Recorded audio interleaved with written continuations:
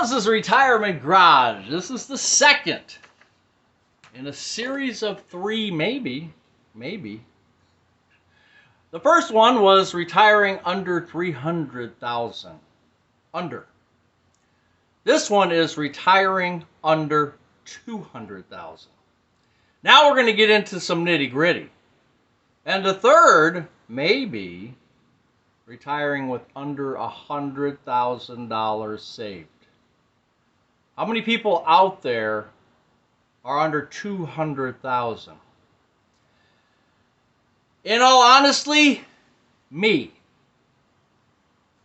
So yes, I was accurate in saying I'm under 300,000. And then a lot of comments came through. Oh, you could do great on 300,000, and there were a lot of comments to that video. And I appreciate those comments, trust me. And I want to be open, transparent, and let you know that I am under 200,000. Now does the game change? Yes, the game changes, I think, a lot. And like I said, subscribe, and maybe we're going to do one under 100,000. Do you think we will? That would be sad, but it's a reality. It could be. So in our last video with retiring under 300,000, we talked about some of the things that we're going to have to buy. And today we're going to go even a step further back. So, and remember, I'm not a financial advisor. I'm a Pink Floyd fan.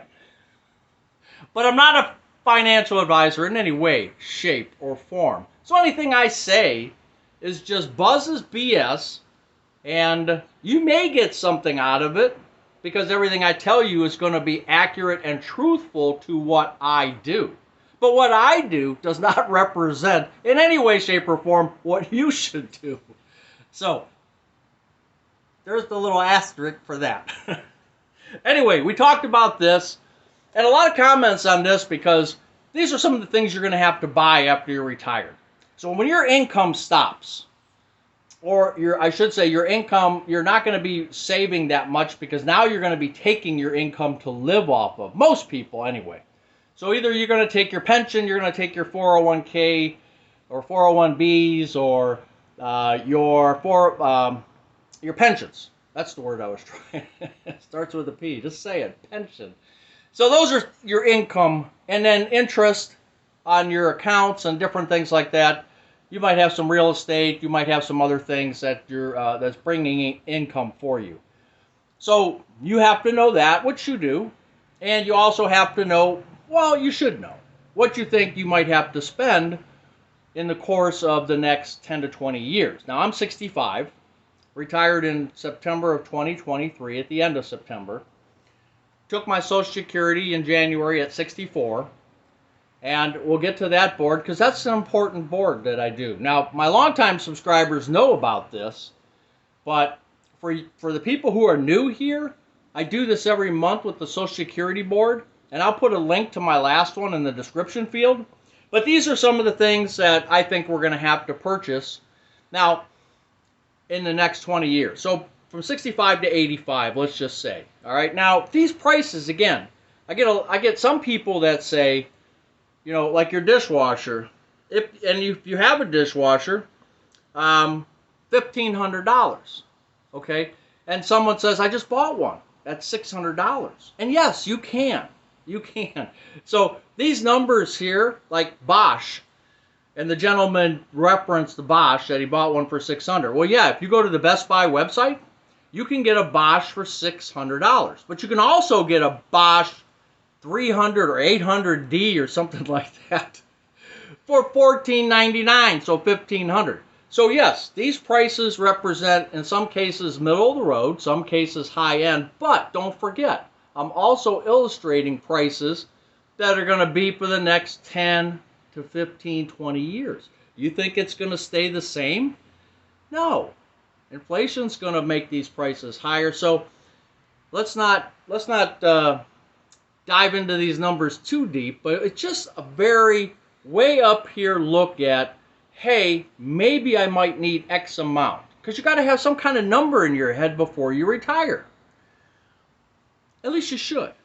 So if 75,600, now maybe you can drop that down to a lot less, because this does have a car involved in there too.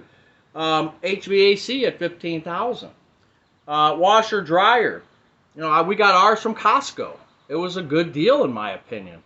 But we got a high-end LG, I believe it is, and it wasn't cheap. But we were looking at something hopefully that's going to last us a while, like the old Sears. I still have an old Sears refrigerator in my basement. It doesn't. We're not using it. We're using it as storage for like a pantry. But that thing ran for 25 years. They don't make them like that anymore. So you might have to buy two. So that's why we got ×2 here. Now the roof you might not have to do ×2. Hey, we put ours on about 8 years ago. Cost us about $9,000, and I did the garage myself, but they bought me the material for that. Okay, they did the house. They stripped off 2 layers, put the dimensional shingles up, the Owens Corning Duration, and bought me the shingles in order for me to just throw them up on the garage, because I figured I could probably do that, and I did. Of course, we did it in November, and it was a little cold, but we got it done. So yeah, you're going to have these type of things. Now, one of our another Retired and Loving It channel, you know, your mattress, $1,200. They just bought a king size mattress, one of those in a box, bed in a box, and they paid $400 something for it. So yes, you can get down to $400 or $500, or you can spend even more than that, $1,200. But just rounded off numbers, figure 75,000. And then if you take it ×2, now as someone pointed out in the last comment, in the last video, a comment was, you won't need HVAC, which is your heating and cooling, air conditioning, whether you have a heat pump or whatever it's going to be. We have a gas furnace and an AC unit outside. So separate units. It's going to cost us probably, and I'd like to get that done this year. Ours is 27 years old. So we'll get that done, and hopefully around 15,000, we're hoping. And then it will last another 27 years. I don't know. Like I said, the stuff they make nowadays doesn't last as long. So maybe I'll have to do 2. But let's hope I can do 1. But let's just take worst case. Worst case. ×2, $151,000. Now, if you're retiring under $200,000, and when I say $200,000, I'm talking about our house is worth $225,000 according to the county auditor.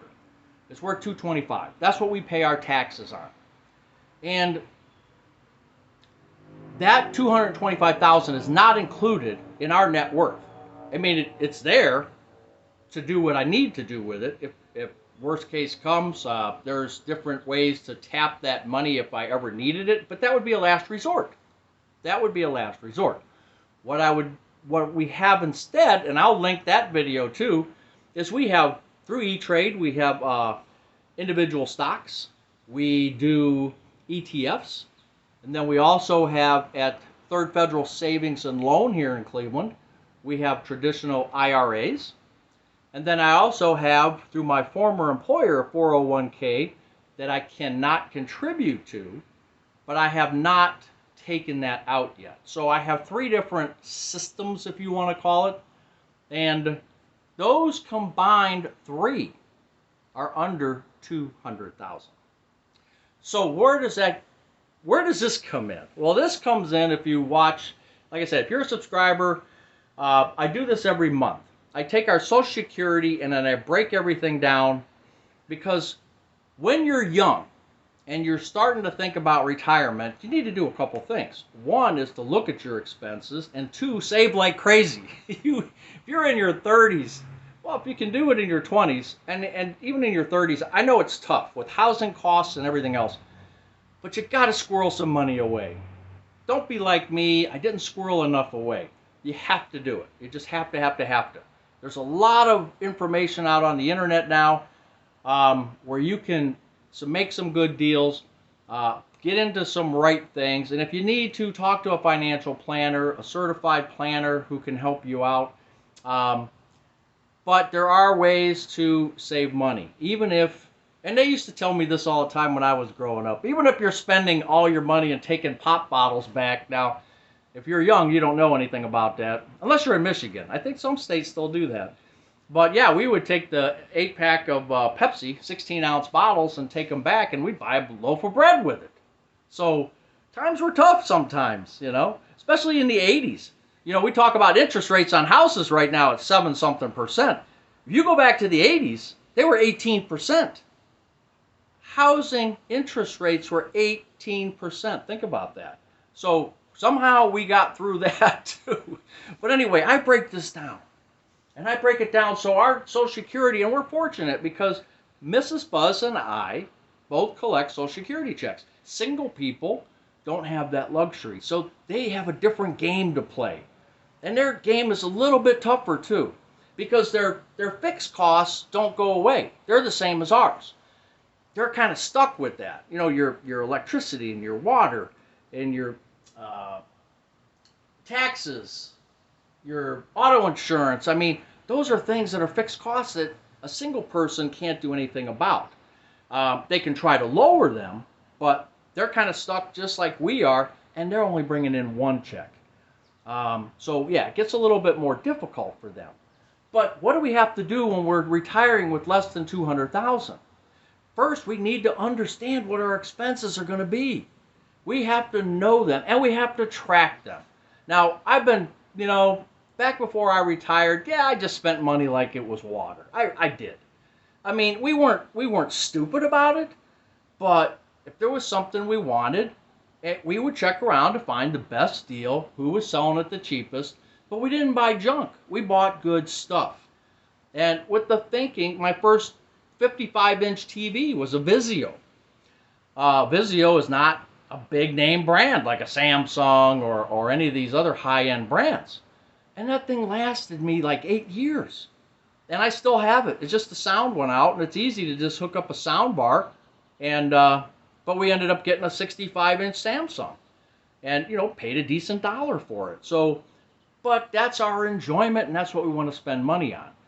Now, if we get, you know, where it gets tighter and tighter, nope, you're not getting a 65-inch TV. You're getting maybe a 42 or a 55, and you're going to get a cheaper brand. And yeah, you might have to replace it sooner, but there's no guarantee that the Samsung's going to last forever, right? So anyway, so if you look at this, we have $38.76 gross that the government sends us in Social Security. Our combined total is $38.76. And I'll link one of my last videos where we did the June analysis of this. I'll link that in the description field. But yeah, you have to start planning to see what your expenses are going to be before you retire. And a lot of people advocate for trying to live on that amount of money before you actually leave your job. Like, try it for 3 months, 6 months. Just try it. If you can do a year, great. Try and see how you are living, because that's going to tell you, it's going to wake you up to, yeah, I can do this no problem, or it's going to wake you up to, oh my gosh, I need to either go to plan B, work longer, whatever it's going to be. So in our case, you know, there's so many fixed costs. Property taxes, $462 a month. House insurance, $68, which is good. That's lower. And we're in State Farm, and I'll just run through a couple of these. Universal life, I get a lot of flack for that, but something you have to keep in mind. If you know, it depends on how if you have a pension, you have your pension's going to be for you and your wife. And normally, they lower the pension amount if you're going to share it once you pass. So when I say you and your wife or your spouse, what I'm saying is you will have a lower amount if you've shared it. Even though you're not getting 2 checks, you're just getting a reduced number, but when you pass, that will continue on to your spouse. So if you have that, great. That's going to help a lot. But not everybody has pensions.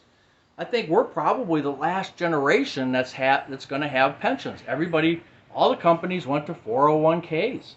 or Roth IRAs or whatever. Roth IRAs, I think, are only 20 years old. So if you look at different insurance, and we pay, so here's my point. Social Security, if you are married or you have a spouse and one of you passes, one of those checks disappears. The smallest amount normally will disappear. And your large amount will be there. But so for me, she's going to lose $1,291 a month because her check will disappear and she'll take mine, which is $2,585. Okay, so can she reduce expenses by almost $1,300 a month? Maybe. But she's going to have to hire a grass cutter, a pool boy, whatever. She's going to have to maybe a handyman to do some work, or she's going to have to move. There's a lot of, we talk about this, but there's a lot of changes that are going to happen if one of us passes. And so I keep universal life because we've had it for such a long time. We had it in the 80s when I was working, I think I was working for $9 an hour. And she was working for like 8 something. So and we had the 18% interest on the house, and it was tough. So we thought, look, we better start with something. And with universal life, the interest, because the interest rate on universal life was high as well. So that was paying the premium for years. So we never paid a premium. The money that we had in there kept growing, which would pay the premiums. Well, now on $200,000, which is what the coverage is on me, and I don't want to say that too loud because she might snuff me out with a pillow one day. I got to be careful. But it's costing me about $160. She has a $100,000 policy on her, and it's only like $40. And then we have a small one on my daughter, $15,000. And I know I get a lot of flack for that, but if you look now, like I just got this in the mail today, through AAA, which is term insurance, which everybody says, go to term insurance. Well, look, coverage ends at age 80, okay? Great. Then maybe by then you won't need it. But if you look right now, if I'm 65, it's going to cost $164 a month for $100,000. I'm paying $160 a month for $200,000. So term, when you're young, is going to be probably a good deal. And again, I'm not an advisor. Talk to the people that you trust to give you the right information. But keep in mind that Social Security, if that's your only income, which basically, if you're under $200,000, you're not making a lot in interest. Now, if you have a pension, like I said, great. But if you're just on Social Security and your interest income is going to be low because you're under $200,000, it's not going to be the $300,000. You're going to have to watch your pennies. You really do. So Medicare, that's a fixed cost. We're not getting away from that. Plan N is what we took because we want to feel confident. Did we pay more for that than an Advantage plan? Yes. And that could be a whole video for another time. We think Plan N with the $275 deductible for the year is the way to go. So I don't worry about if I have to get something major done or whatever. I'm not worried about it because my total deductible is $275. So to me, it's pay me now instead of pay me later under an Advantage plan, which is usually $5,000 to $7,000, deductibles if you go max. Not everybody goes max. So that for us that works good. And yes, we still have cable TV. That is another subject. $150. But if you think about it, YouTube TV is like $90 now. And if we get the Guardians games, you add another $20. So what are we saving? $40 a month? Yeah, $40 is a lot of money. And then one day, I'll get Mrs. Buzz to get off the cable kick because it's a convenience. It's a convenience. It's just so easy. You turn it on. You don't have to screw it. Go to this thing, go to this, and go to this, and go to this. It's just easy. But me personally, I'd rather save the money, right? So one day I'll get her. And we went to Mint Mobile. I mean, how stupid were we to go with T-Mobile? Even though we were only paying $64 for 2 phones, or our phones were paid for. I don't rent phones or pay over the months. I don't do that. I buy phones.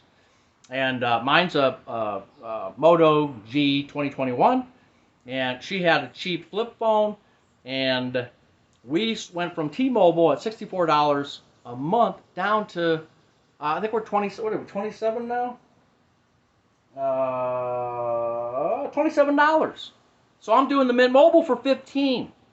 You know, and I got her a track phone, and because she doesn't use hers that much, and the internet, you know, she can hook to the internet to do stuff, surf and whatever on her phone if she chooses to. So we went from 64 to 27. I mean, we should have done that a long time ago. When you're under 200,000, these are the type of things you have to look for. Those cost savings you need to look for and try to jump on them. Restaurants was a little bit high, but groceries, you know, we were in the $900 range. I saw somebody post on this last video that they did $700 for two people, and they said, "Oh my God, $700! You can do it." And especially depending on where you're at, you can easily do $700. Now, some people say they do $300. Great, that's great. If you're cooking a lot of your own food and stuff, super. That is the way to go, especially if you're under that $200,000 mark. But we've cut back. This last month and this month, we're going to be hopefully, you know, 531, and hopefully this is going to be another $500 a month. So there's some savings there, and you have to try hard to make sure that that happens instead of going to the grocery store just throwing something in the cart. When you're under 200,000, you have to make sure that every dollar that you're spending is being spent wisely. Now you guys know that. Come on. Home products, and then entertainment and miscellaneous, and what am I missing? Anything good? My T-Mobile internet is right now at $61, but that's kind of a screw up. It's going to be back down to $42. As a matter of fact, they just changed my last bill, so this actually got changed to $42. I just haven't updated my board. So $42 for internet when I was paying $70 with Cox Cable, and this is working fine, fine enough. It's working fine enough. Auto insurance, $51, right? That's great through State Farm. We've been with them for 30 years. You know, electric, natural gas, you're not going to get away from that. That's just fixed costs. We do have dental plan. She has Delta Dental for like $50 a month, which I think is super high. I have a cheaper one. That the payment, the max out of pocket, or what they're going to give you is $2,000. And I'm getting 2 crowns. As a matter of fact, Wednesday they start the process. So, you know, that's going to be, they're going to basically is buy one, get one free. I'm going to get one for $1,250. And then the other one I'm going to pay $1,250 because it's 50% of the cost up, you know, and then 2,000 is your max. So anyway, this is what we do. And as you can see, if you can see the bottom, I'm not sure, I think you can. Last year, we only spent from operational income. That's what I call this. That's not touching my under $200,000 savings accounts. We did we pulled about $900 out of this. And that's usually around Christmas time.